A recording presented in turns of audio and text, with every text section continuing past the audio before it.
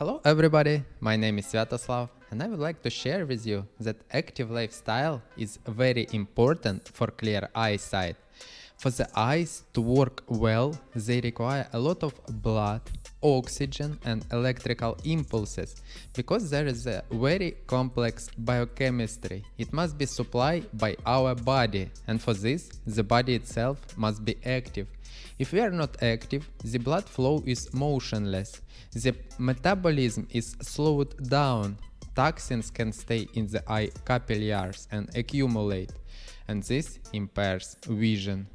If the eyes don't have enough blood, there is not enough oxygen and the metabolism is slowed down in the eyes, the cells will get older faster and recover more slowly. Weak cells of the eyes and retina. How can they work well? How eyes can see well if eye cells are weak and sluggish? They will also see weakly and not clear. How active we are and at the same time not overtrained and relaxed depends on how clear we can see. Subscribe to my channel for more benefits for your eyes.